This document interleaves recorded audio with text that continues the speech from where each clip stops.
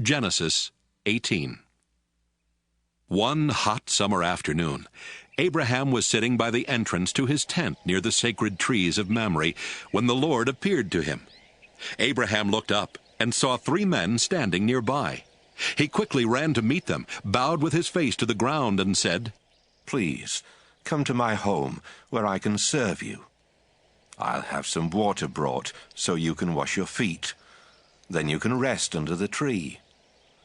Let me get you some food to give you strength before you leave.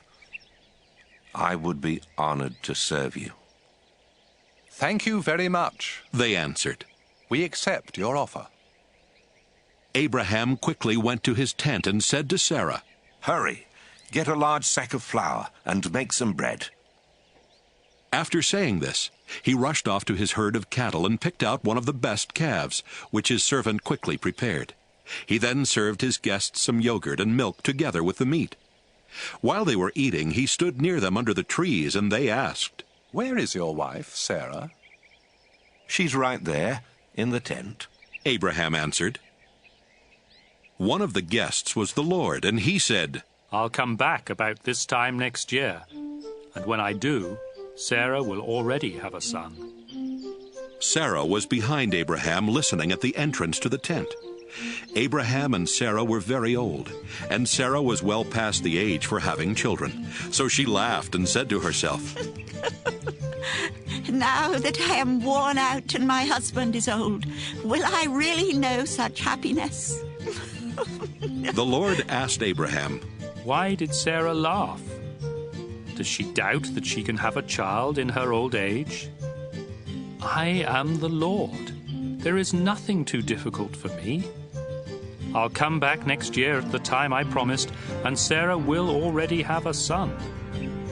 Sarah was so frightened that she lied and said, "I didn't laugh."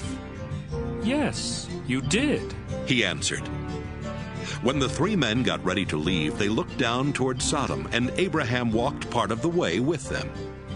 The Lord said to himself, I should tell Abraham what I am going to do, since his family will become a great and powerful nation that will be a blessing to all other nations on earth.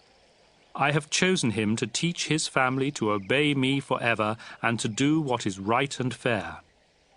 Then I will give Abraham many descendants, just as I promised.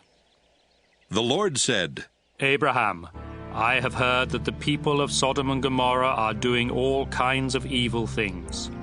Now I am going down to see for myself if those people really are that bad. If they aren't, I want to know about it.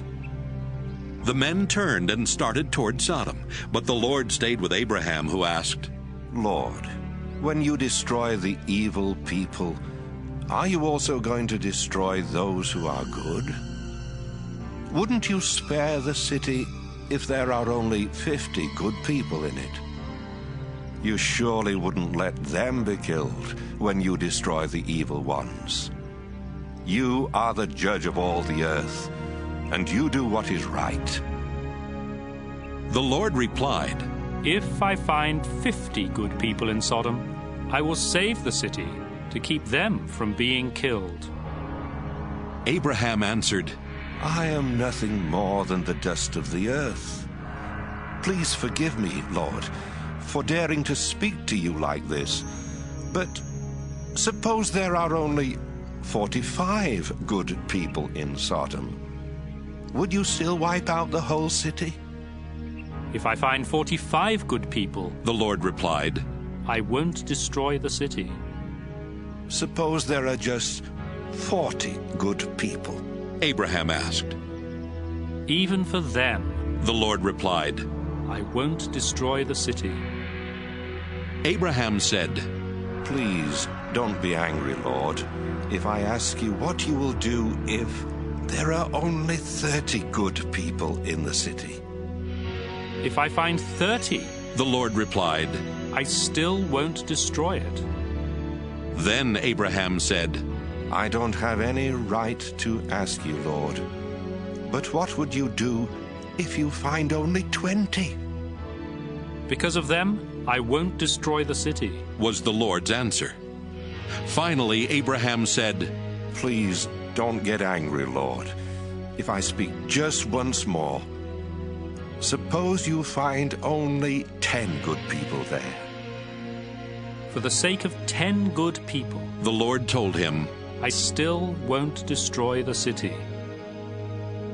after speaking with Abraham, the Lord left, and Abraham went back home.